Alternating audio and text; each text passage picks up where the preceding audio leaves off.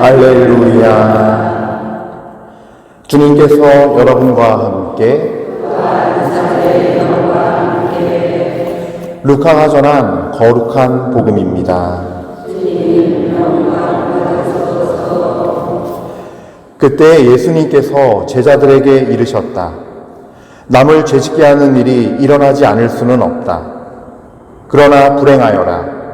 그러한 일을 저지르는 자, 이 작은 일을 가운데 하나라도 죄짓게 하는 것보다 연자매를 목에 걸고 바다에 내던져지는 편이 낫다. 너희는 스스로 조심하여라. 내 형제가 죄를 짓거든 꾸짖고 회개하거든 용서하여라. 그가 너에게 하루에도 7번 죄를 짓고 7번 돌아와 회개합니다 하면 용서해 주어야 한다. 사도들이 주님께 저희에게 믿음을 더하여 주십시오 하고 말하였다. 그러자 주님께서 이르셨다. 너희가 겨자씨 하나할 만한 믿음이라도 있으면 이 돌 무화과 나무더러 뽑혀서 바다에 심겨져라 하더라도 그것이 너희에게 복종할 것이다. 주님의 말씀입니다.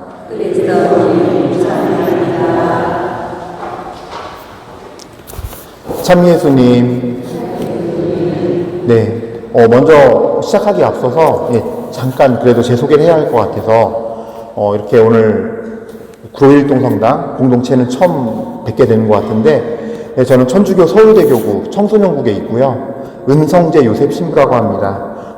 현재 하고 있는 일은 이제 서울 아지트라 그래서 그 아지트라는 이름의 버스를 갖고 다니면서 밤에 이제 야간에 주로 하는데, 좀 버림받고 위기를 겪는 그런 청소년들, 그런 청소년들이 있는 곳을 찾아다니면서 그들을 돕고 섬기고 하는 일을 하고 있습니다. 그래서 집에도 복귀시키기도 하고, 또 아주 운이 좋으면 부모들도 만날 수 있거든요.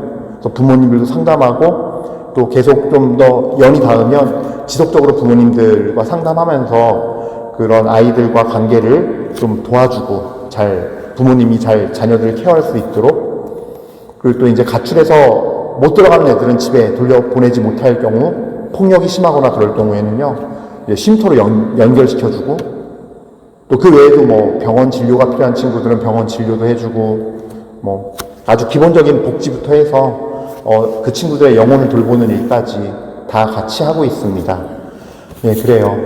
이렇게 만나게 반갑고, 그 다음에 또 이 공동체 안에서 함께 하시는 주님께서 오늘 이 자리에 함께 현존하시면서 우리의 마음을 강하게 여시고, 우리 마음 안에 강한 성령의 바람을 넣으셔서 우리의 삶이 변화되기를 바라고, 또 그런 의미에서 주님께 진심으로 감사와 찬미드리면서 이 미사를 같이 봉헌하도록 합시다.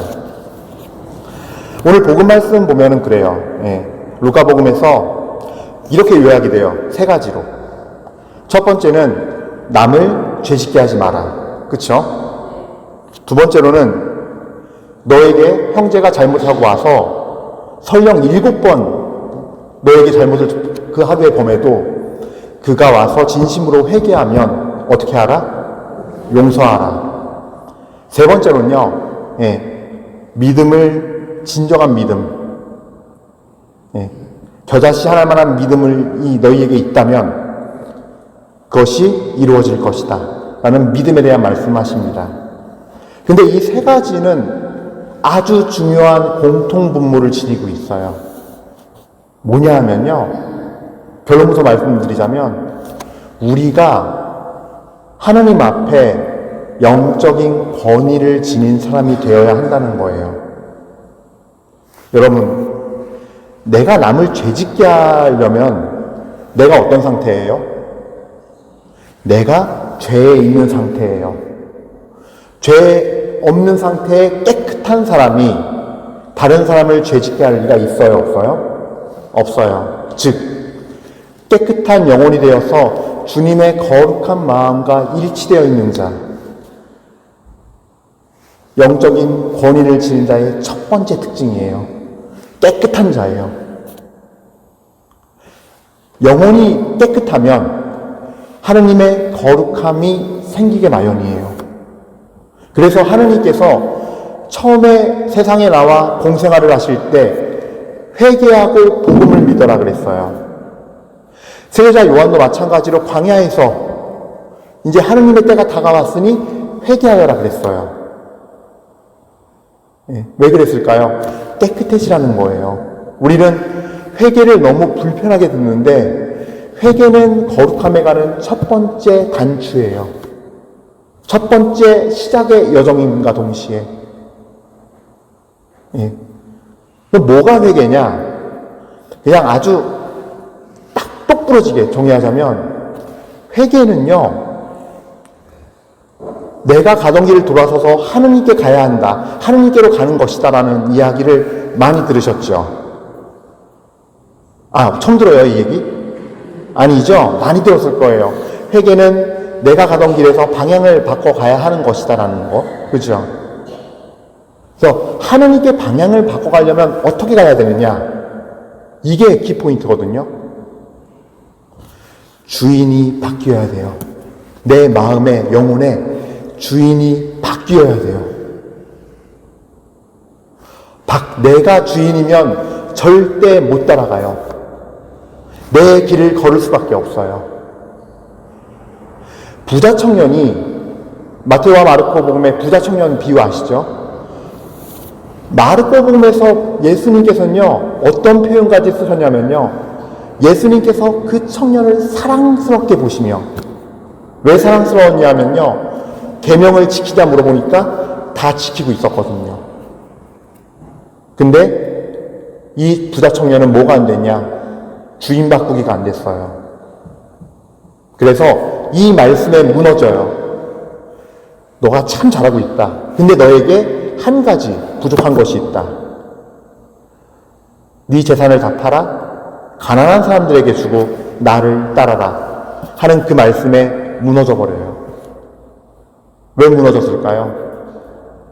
자기가 주인이니까. 내가 하나님 믿으면서 내가 그것까지는 할 수 있는데 이 돈 없으면 못 살거든. 나는 내가 하나님은 버려도 이 돈은 못 버려, 못 따라가가 된 거예요. 우리가 열심히 여기 성당 와서 미사 드리고 예수님 믿고 있지만 사실 해야 할 거는 죄의 상태에서 완전히 빠져나오려면 주인이 바뀌어야 돼요. 나에서 누구로? 예수님으로. 그리고 죄의 상태란 말은요, 어떤 걸 했어 안 했어의 문제가 아니에요. 여러분들 물론 그런 알코올 중독자가 있긴 한데 알코올 중독자들이요 24시간 내내 1초도 쉬지 않고 술을 먹진 않아요. 술에 취해 있는 거죠. 먹고서. 그러다 생각이 나면 또 먹어요. 생각이 나면 왜 먹을까요? 그 알코올을 내 몸에 넣어줘야 되거든요. 이게 바로, 그러니까 죄의 상태는요, 중독과도 같은 상태예요. 내가 24시간 그 나쁜 짓을 24시간 동안 1초도 쉬지 않고 하진 않아요.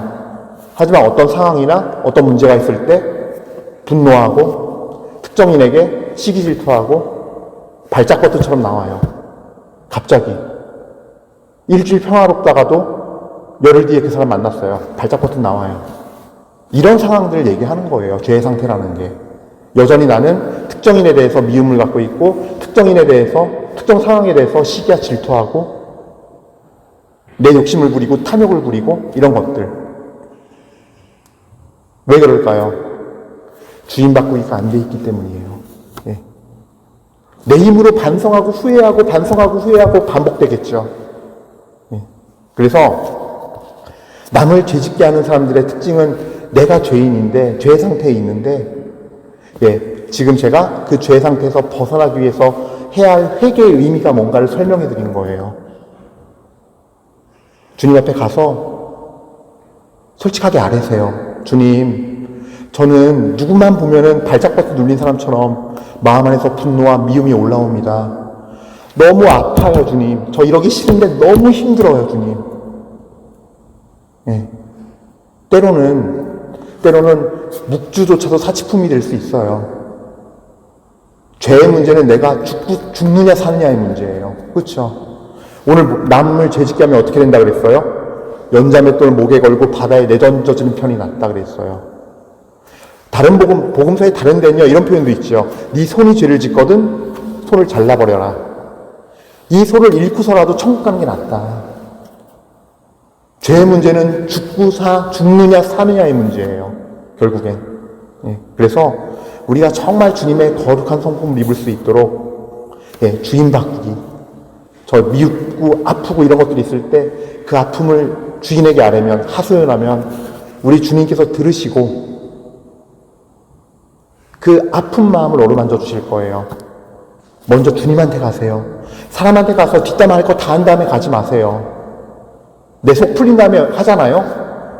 그러면 주님 앞에 일단, 주님 앞에 첫 번째 드린 내 마음의 이 봉헌도 아니고, 두 번째로는요, 그렇게 해서 뒷담화 할 거 다 하고 얘기할 거, 사람한테 하소연할 거 다 한 다음에 주님한테 가면, 이미 풍선, 바늘로 찔러서 바람 빠진 풍선 되는 거예요. 진실한 기도도 안 나오고, 왜? 속 시원하거든요.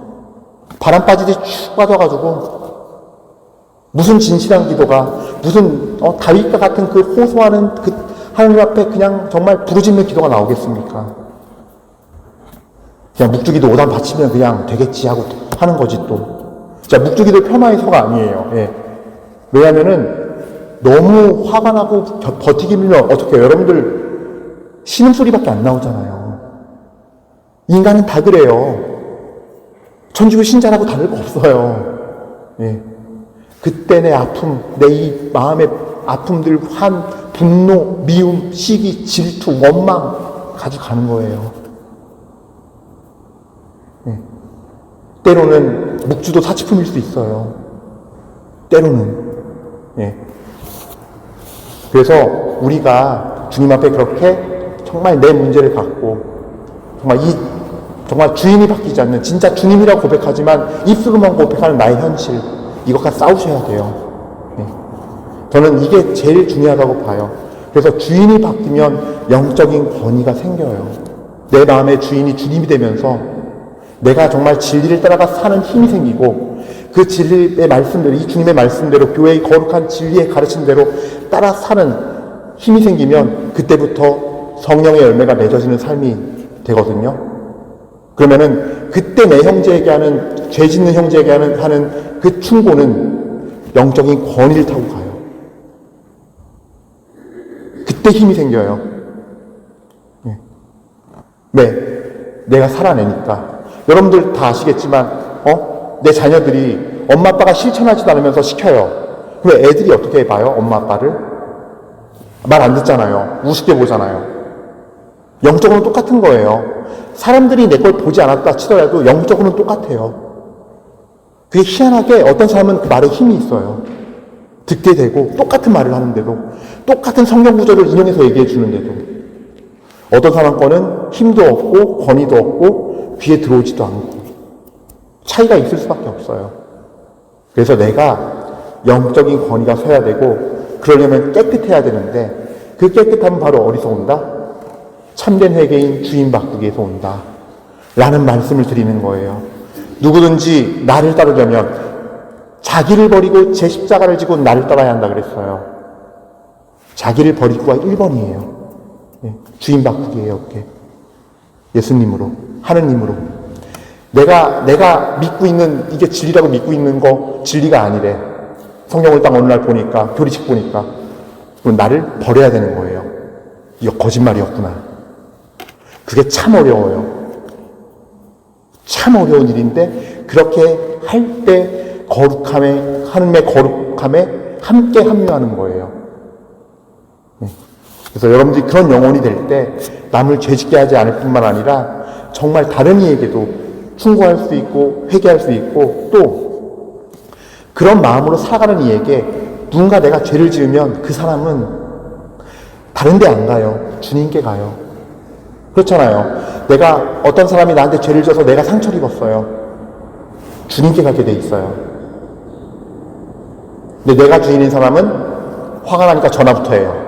아니, 있잖아, 오늘 성당에서 말이야, 누가 나한테 이랬어. 아유, 그 사람 평소에도 그러더만 내가 그럴 줄 알았어. 하지만 자기 주인이 자기에서 하느님으로 바뀌어 있는 영혼은 아픔을 겪었을 때 나에게 3번, 4번 죄를 짓는 사람이 있을 때도 주님께 가서 그를 용서해달라고, 그를 돌봐달라고, 그 영혼이 변화될 수 있게 해달라고 기도하는 영혼으로 변화되어 있다는 거죠. 마지막으로 믿음에 관한 얘기예요. 그러니까 믿음도 마찬가지예요. 여러분들 내가 내 힘으로 믿어서 될 것 같지만 안 되는 거 다 아시죠?